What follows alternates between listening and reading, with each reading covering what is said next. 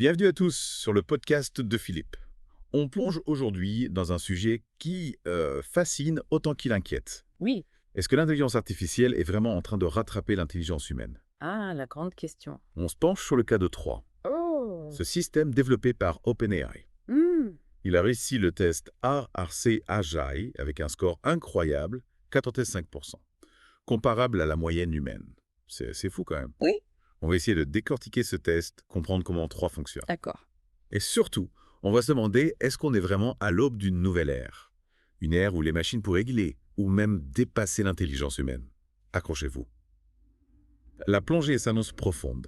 Et n'oubliez pas de vous abonner à la chaîne YouTube pour ne rien manquer des prochaines discussions. Alors, pour commencer, ce test ARC-AGI, c'est une référence dans le domaine de l'IA, Oui, parce qu'il ne mesure pas juste la capacité d'une IA à traiter des données. mais aussi sa capacité à s'adapter, à faire face à des situations nouvelles, à résoudre des problèmes qu'elle n'a jamais rencontrés avant. c'est donc bien plus qu'un simple test de mémoire ou de calcul. Exactement. L'ARC-AGI, il évalue la capacité d'un système à généraliser. À partir de peu d'exemples, Ah oui. on appelle ça l'efficacité d'échantillonnage. L'efficacité d'échantillonnage. Pour vous donner une image, imaginez qu'on vous montre 3 photos de chats. Ensuite, on vous présente un animal que vous n'avez jamais vu. Si vous êtes capable de dire que c'est un chat, c'est que vous avez une bonne efficacité d'échantillonnage. Donc O3, avec son score de 85%, serait capable de reconnaître ce chat inconnu. Oui, et c'est là que ça devient fascinant, car contrairement à d'autres IA qui ont besoin de millions d'exemples pour apprendre, Oui. O3 arrive à des résultats similaires avec beaucoup moins de données. Incroyable. Un peu comme un enfant qui apprend à reconnaître un objet après l'avoir vu seulement quelques fois. C'est fascinant. Mais comment est-ce que O3 arrive à faire ça? Quel est son secret? Ah là, les chercheurs se grattent la tête. OpenAI n'a pas encore révélé tous les détails de son fonctionnement interne. Mystérieux. Mais il y a des hypothèses. François Chollet, qui a conçu le test ARC-AGI, suggère que O3 pourrait utiliser une méthode qu'on appelle les chaînes de pensée. Les chaînes de pensée. En gros, l'IA explore différentes solutions possibles, comme si elle se posait des questions à elle-même, et elle choisit la meilleure solution en se basant sur une heuristique. Une heuristique. C'est quoi ça? Une heuristique, c'est une règle simple, générale, qui permet de prendre une décision rapidement, même si on n'a pas toutes les informations. Un raccourci mental. D'accord.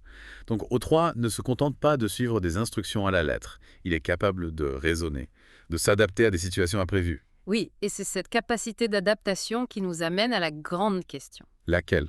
Est-ce que O3 est vraiment intelligent? Est-ce qu'il a une intelligence comparable à celle d'un humain? Ah, voilà la question qui nous taraude. Exactement. C'est une question difficile, hein? On ne peut pas dire avec certitude que O3 est intelligent, au sens humain du terme. Il peut résoudre des problèmes, apprendre des données. Mais on ne sait pas s'il est conscient de lui-même, s'il a des émotions, s'il comprend le monde comme nous. Donc, prudence.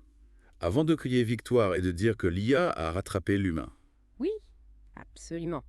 On a encore beaucoup à apprendre sur le cerveau humain. O3 utilise peut-être des mécanismes totalement différents pour obtenir ces résultats.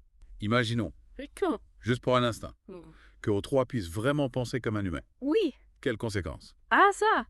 Certains en rêveur, d'autres en ont peur. Clairement. Les implications seraient énormes.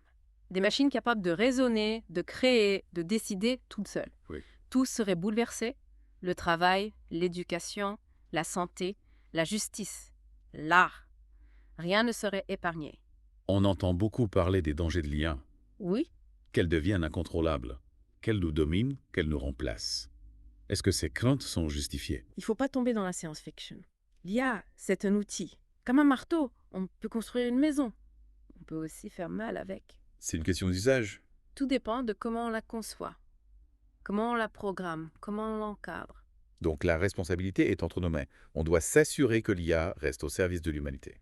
Exactement. Il faut des garde-fous, des règles éthiques, des systèmes de contrôle pour éviter les dérives. C'est essentiel. Il faut aussi sensibiliser le public, expliquer les enjeux, encourager le débat. L'IA ne doit pas être réservée aux experts. C'est une question de société. On est tous concernés. Justement, en parlant de société, quelles sont les applications concrètes de l'IA? Celles qui vont impacter notre vie dans les années à venir. On entend parler d'IA partout, mais des fois, on a du mal à imaginer. Comment ça va changer notre quotidien, concrètement? L'IA est déjà là, dans nos vies. Souvent ce qu'on le réalise. Oui, c'est vrai. Les moteurs de recherche, les réseaux sociaux, les assistants vocaux. Les applis de navigation et tout ça, c'est de l'IA. Mais ce n'est qu'un début. Exactement. Dans les années à venir, l'IA va se développer partout. Oui. La médecine, l'agriculture, l'énergie, la finance. Absolument. Donnez-nous des exemples. Oui. Comment l'IA va changer notre façon de travailler, de nous déplacer, de nous soigner? Prenons la santé. Oui. L'IA peut aider les médecins à diagnostiquer plus vite, plus précisément, Ah oui, personnaliser les traitements, développer de nouveaux médicaments. incroyable. On peut imaginer des robots chirurgiens Les robots. qui opèrent avec une précision incroyable. D'accord. Des assistants virtuels qui surveillent notre santé en permanence. Oui. Des systèmes d'alerte pour prévenir les épidémies. Ça fait rêver, mais ça fait aussi un peu peur. Est-ce qu'on risque de se retrouver avec des hôpitaux pleins de robots, sans médecins? Il ne faut pas voir l'IA comme un remplacement, plutôt comme une assistance, D'accord. une complémentarité. Hmm. L'IA peut libérer les médecins des tâches répétitives, leur permettre de se concentrer sur l'humain, l'empathie, la prise de décisions complexes. Et dans le monde du travail, Oui. on entend souvent dire que l'IA va supprimer des emplois. Est-ce une fatalité? C'est vrai que l'automatisation va changer le marché du travail. Oui. Certaines professions vont disparaître. Oui. D'autres vont se transformer. De nouveaux métiers vont apparaître. D'accord. Le défi, c'est d'anticiper. Former les gens aux nouvelles compétences, créer un environnement favorable à l'innovation, à la création d'emplois. Donc il faut s'adapter, se former, évoluer en permanence. Oui. Ce n'est pas facile pour tout le monde. C'est un défi de société. Oui. Il faut une collaboration entre les gouvernements, les entreprises, les syndicats, les écoles. Investir dans la recherche, promouvoir l'accès à la formation, accompagner les gens. Au-delà du travail, est-ce que l'IA va changer notre vie? Oui. Notre façon de consommer et de nous divertir. Sans aucun doute, l'IA va personnaliser nos expériences, Ah oui? nous proposer des produits, des services adaptés à nos goûts, nos besoins. Imaginez des assistants virtuels qui gèrent notre agenda, font nos courses, choisissent nos films. C'est incroyable. Mais attention, l'IA peut aussi manipuler nos choix, influencer nos opinions, Ah oui? nous enfermer dans des bulles. C'est le revers de la médaille. Ouais. Plus l'IA est puissante, plus il faut l'utiliser de manière responsable. Éthique, absolument. Des garde-fous pour éviter les dérives, Oui. garantir la transparence des algorithmes, protéger la vie privée, Oui, lutter contre les discriminations. c'est essentiel.